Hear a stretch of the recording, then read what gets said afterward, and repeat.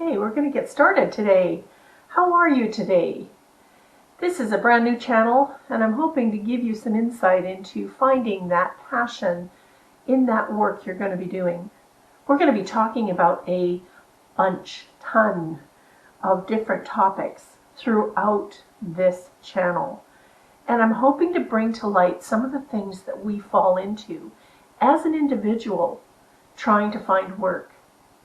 I've looked for work many times over my career, and I've been working for a lot of years. However, those years have all been working up to where I am today. I'm a 20-year career counselor. I have been working in the field of career for 20 plus years. I work with all types of people. I have worked with 15-year-olds. I've worked with 82-year-olds. I had a 96-year-old that was looking for work that I was able to help. It wasn't me so much as finding his passion and finding what he could do. So no matter who you are, if you're 30 years old looking for that career that's going to get you into your retirement, if that's where you want to go, let's look for that. But you need to make those decisions, and you need to figure out what you want to do. I'll be honest, at 20 years old, I had no idea where I was going to end up. No idea. I had been working with people that they weren't the best of managers. They decided they didn't want certain people in their realm because they asked too many questions. Or they wanted somebody who was a yes man. Or it was a union environment. And that's one of the most dangerous areas, is if you are questioning something, you're questioning the right people to get the right answers. I say dangerous because you can either love it or you can hate it, and it's all up to you. It's not bad or good. It's just different. We're not judging here. We're not judging on what type of work you do. We are not judging on what you need and how you go about finding it.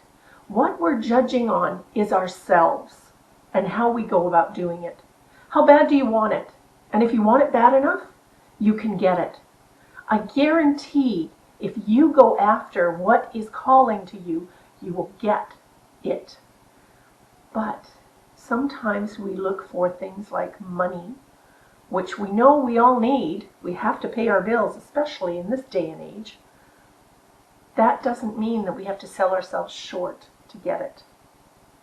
So if you get into a job that pays you less than what you expect, have you looked at the benefits? Have you looked at the extras? Let me tell you about a story. I had a gentleman who was in his mid-30s, and he had 4 kids. 3 of them were boys. Now, I had a boy. I had 2 girls and a boy. And my son tended to live in my fridge. Yeah, lived in the fridge. Every time I saw him, his head was in the fridge. The fridge was always empty. There's nothing in here, and I'd look in there, and there was food. Perfectly good food. But that didn't mean that he wanted it. It just meant that he didn't want it at that moment. So with that, I had to be clever, and I had to make sure that there were things in the house that I could say to him, how about this, how about this, how about this? And eventually he would want it. Now the reason I tell you this is because this man with 3 boys, he was being eaten out of house and home. His wife was unable to work at the time, and he needed to find a job, and he'd just come to the city I was working in. Now, great man, really, really nice man. Really enjoyed working with him. He didn't understand that there were other benefits that you could look for that could help you. So when he was looking for his job, he wanted to work in a warehouse, and he needed X amount of dollars to make every month to make the bills. Understandable. But he really wanted to make more because he wanted to put some money aside for college and for things for the house and be able to take a vacation once a year. I don't hear anybody talk about taking vacations once a year anymore. When I was a kid, we used to talk about it all the time. Oh, we're saving for that vacation. We're leaving in May and we're going to go for 2 weeks. I don't know that I've had a vacation for 2 weeks in 10 years. I've taken 1 week, and it's been a very short one. Maybe grabbed a ferry, went somewhere on an island somewhere, but nonetheless. So this gentleman was looking for warehouse work. So I asked him what his skills were. We identified those skills. We started talking to companies. And I said to him, had you ever thought about food manufacturing? And he kind of looked at me and went, why food manufacturing? I don't think I want to work in a smelly environment. Well, no, what I'm thinking of is a food processing plant that is something that's nutritious, so that maybe once a week, once every 2 weeks, they give you a bag of food to take home. Something that your kids really like.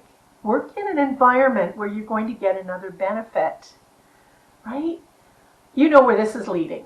He ended up working for a natural food place that had lots of cereal bars, things that were very nutritious. And yes, indeed, they did give extras. And yes, indeed, he did get hired. And yes, indeed, he got 80% of his benefits paid. He didn't make the money he was hoping to make, to put some money aside, but he paid the bills at the time. And he moved up through the ranks and became management. Now, in this type of work, when you're looking for something else, you're not always sure of the pitfalls. And that's why I asked the question, you're not working, why? Are you really looking for what you can do? Or are you looking for what you think you can do the best? I ask you this question. So I hope you'll join me. I'll be coming online probably 2-3 times a week, and we will be looking at different opportunities for everybody. You take care. We'll talk to you soon. Thanks for seeing us.